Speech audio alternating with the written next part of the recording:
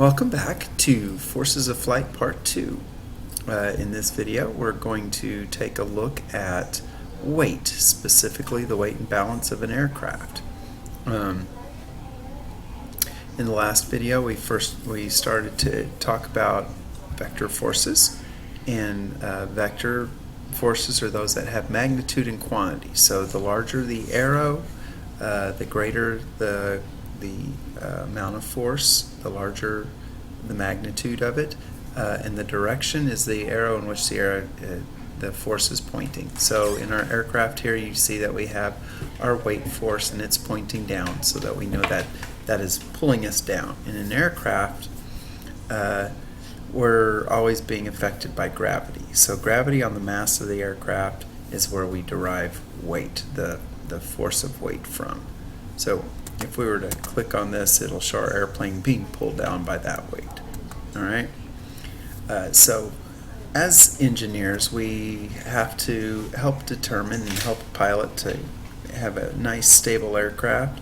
So one of the things that all airline manufacturers do is they find what's called a weight and balance. And it's a range in which the aircraft can function safely in a varied ranges. Just like you would in a car, you can have one person in a car, you can have however many passengers it will hold. Sometimes you try to do crazy things and get more people in a car, but in a plane you can't do that without putting yourself at extreme risk. So center of gravity is the point on the airplane in which if we were to put it on a tip and balance it on a fulcrum, it would be perfectly balanced. It wouldn't tip forward, it wouldn't tip sideways or backwards. It would just be perfectly level, kind of like our plane looks like right here. And aircraft manufacturers kind of determine where that is when it's empty. And then we start adding things, and it has to be calculated at that point so we know if our plane is going to be safe to fly. If our plane is inside this range, then it's easy to control and keep flying nice and stable. If it gets outside this range, the aircraft becomes unsafe. Can you fly it? Possibly, but it becomes harder and harder, and you could potentially exponentially increase your risk of crashing your airplane. So the weight and balance is something that must be calculated pre-flight and is done before every single flight. It's not a one-time thing and then you never have to do it again. It's done every time the plane is flown. So to find the weight and balance of an aircraft, we first have to find a stable point, a reference point, to which we are going to take some measurements to locate where our weight is at. And on aircraft we usually refer this as our datum, which is at the front, towards the front of the aircraft, and it's normally where the firewall is, and that is the location right here. You see this line that separates the engine compartment from the cockpit compartment, and this is normally the reference line for an aircraft, or it will be at least for this aircraft that we're talking about today. Okay? So the first thing we have to determine is to find the total weight on board and its location. So what makes up the weight of an aircraft? Well, you have the empty weight of the aircraft, the way the plane comes without any fuel, any people, any baggage, or cargo. It's just the engine and the aircraft, basically. And then you need to know the weight of the pilots and passengers and the cargo and the fuel. Those items make up the weight of the aircraft. Once you have those weights, then you calculate what's called a moment. That's where we take the distance from that datum that was in the last aircraft, in the last slide, and we multiply it by the weight, which is our force, and that gives us our moment. So this is going to be a little exercise in math for you. So right here, using this wrench, this would be our datum right in the middle of this little nut right here. And so that is going to be our point of rotation. And then we have our force over here at the end of the wrench. And if we push up, that would be turning that wrench up, and that's kind of where our moment's at. So this is our line of action. Here's our reference point, and then from there to that spot is our distance. And so when I take my distance times my force, that gives me my moment. That is our math. We're just multiplying two numbers together. Okay? So an example of how this would work is we have the empty weight of our aircraft, which in this case they give it here. They give us the weight of our pilot, our co-pilot, our fuel, our passengers, and our bags. Okay? So we do that, and then that would give me the weight of those. So I'm going to total up my weight, and that would give me my total weight of 2,400 pounds.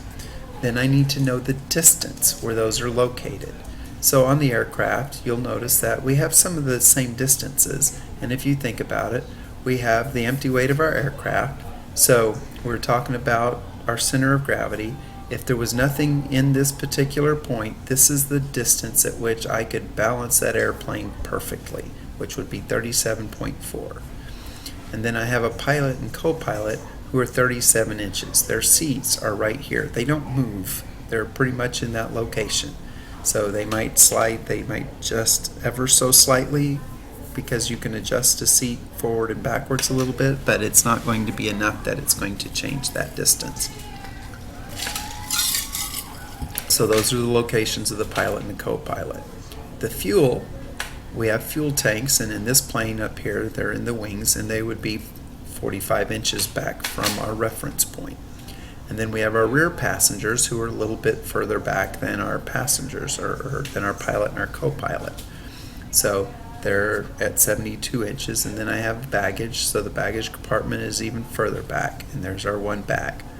So now that I have the distances, I am going to take my weight and multiply my distance, and that's going to give me my moment. So you can see if I do that with the first one, I get 54,000. The pilot moment is going to be 5,920. The co-pilot's going to be 6,600. And you'll see that the fuel is 10,872. And we go on and we complete the moments for each of those. Now that I have all the moments, I'm going to add the moments up. And if I add all those up, I get 104,706. So I have my total weight and my total moments. So what do I do with these two numbers now? Well, all aircraft, after they've gone through their extensive testing, have charts that come that show you what is their safe range to fly. All of this has been tested out, pre-tested, calculated.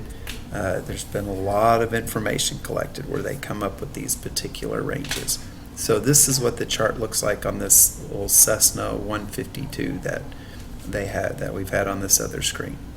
So anything inside this range where I'm running my mouse around and you're seeing the little circle, anything inside here is safe to fly.